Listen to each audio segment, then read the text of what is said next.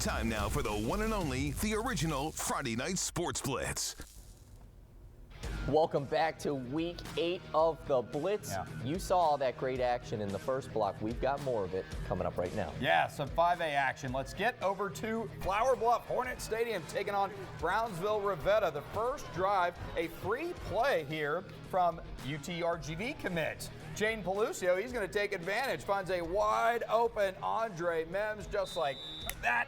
Hornets up 7-zip. That is a great way to start with the superintendent watching. Chris Steinbrook, his former team, obviously head coach, doing well. Now, Rivera, they go for it on 4th and 1 from their own end of the field. Hey, you know what? You're a severe underdog. You got to do what you can. Problem is, it didn't work. Turnover on downs. Then Pelucio, 2 plays later, hitting a wide open Mims. Again, it's 14-0. That is starting to really get the ball rolling here for the Hornets. Then, still in the first quarter, those gnarly clouds in the background, still going here, and Pelucio this time going to do it with the legs, and he's going to call for a block, and then he's going to cut inside, and he's going to get a little stiff arm. Player of the Week nominee, get off me. And for the score, makes it 21-0. The good news for them is that eventually he'll be doing it down in the Valley in college.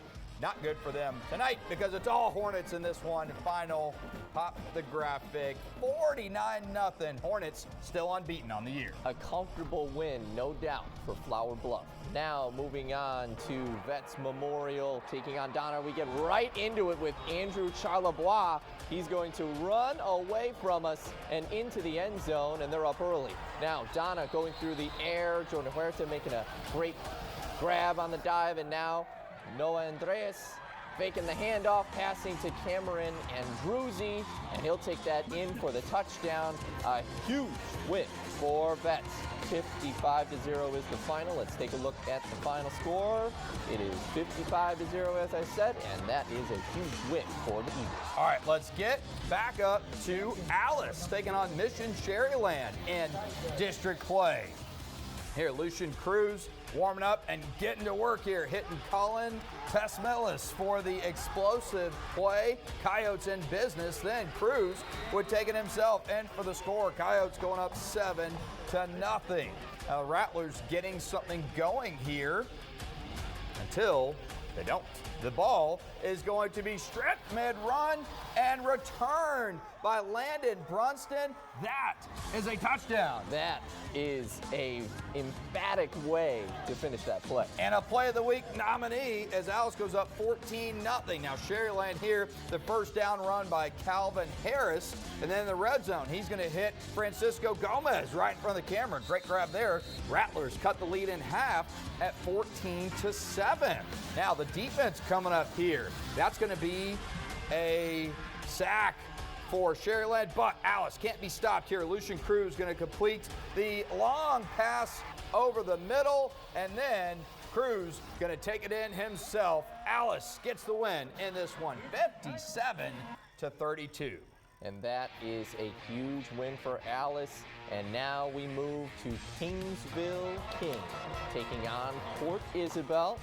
We'll get this one started with Kingsville once we are ready with Isaiah Rivera, and he is going to find his man, and it is 7-0, just like that for Kingsville King. Now Port Isabel trying to respond. Dylan Green is going to tie this one up, and so just like that, the equalizer, trying to see what can happen, and so the Tarpons are gonna take this into the end zone, and we'll see the final score, 48-19. All right, so Kingsville, that was their first big test in district. Obviously, couldn't get it done. The good thing for them is that's only a 14 district, so guaranteed a playoff spot.